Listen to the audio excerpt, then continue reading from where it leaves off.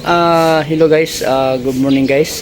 Karon guys, mayroon tayong panibagong tinarbaho guys.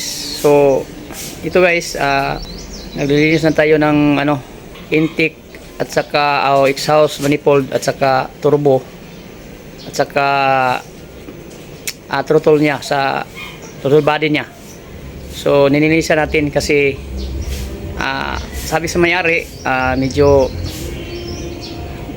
mahina na siya, so naka-check engine pa yun siya, so mayroon siyang check engine. So check natin yung exhaust manifold niya kung ano talaga yung kuha niya, kung yung bakit siya naka-check engine. So ito guys yung mga guys, tinanggal natin guys. So una guys, pinagod pala na akong video guys. Shout out muna guys sa lahat ng nanonood sa mga video guys. Thank you sa inyong lahat guys. Sana huwag kayong sawang mag-subscribe sa akin guys. Supportan niyo ako guys. Ngayon guys, ipakita ko sa inyo guys kung paano natin nalinis yung yung exhaust manifold sa turbo. So guys, balik ako guys. Dito guys, tinantang natin yung ayan, throttle dito guys. Ato yung tinananggal na natin. So yung air cleaner niya, para malinisan din natin, tinanggal natin to. So dito naman tayo sa kabila guys. So yung intake dito guys, at saka turbo dito guys, saka exhaust manifold guys. So natanggal natin lahat guys. Wala na tong guys. So, wala nang exhaust manifold guys at saka turbo, tinanggal natin. So ngayon na ating gagawin, naglinis ako. So pakita ko sa inyo.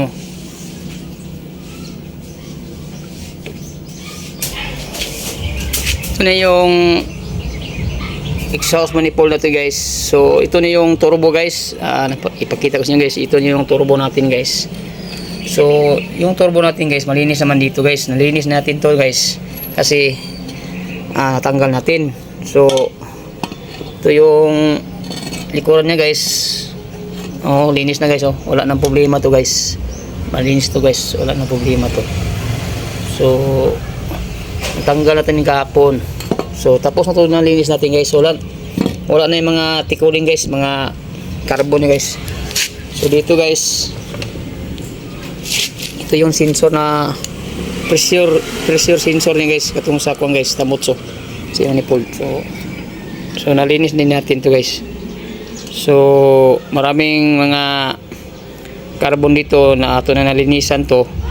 So makinis to guys, malinis to guys, limpyo na to guys. Ito yung dito guys, ito yung throttle niya guys. Ito yung throttle natin guys dito. So ito guys, tapos na to guys, nalinis ko kahapon guys. Tapos na to guys. So ang kunan ni guys, ibalik natin to sa yung intake guys. So ito lang guys, ipakita ko sa inyo guys. Naglinis lang akong ng guys. So ngayon guys, ipakita ko sa inyo guys kung paano tayo maglinis ng throttle.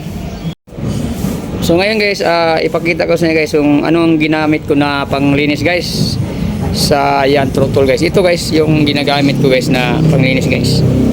So ito guys yung carburetor and choke and cleaner. So ito yung ginagamit sa paglinis guys sa mga sa carburetor, sa mga multicab. Ito yung ginamit natin. So at saka sa turbo guys, ito yung ginamit guys, turbo. So ito namang W40 guys, para to sa mga pangtaya to guys, pangtaya lang to. So ganun lang guys yung ginawa natin guys. Ngayon guys, tapos na to yung exhaust manifold na nalinisan din guys, saka turbo at saka yung ano, yung throttle body niya. So dito lang ko kutob guys. So napakita lang ko sa iyo guys kung unsa gitarbaho ako ning sakyanan guys. So thank you for watching my video guys. Thank you for watching my video guys. So bye bye guys. God bless.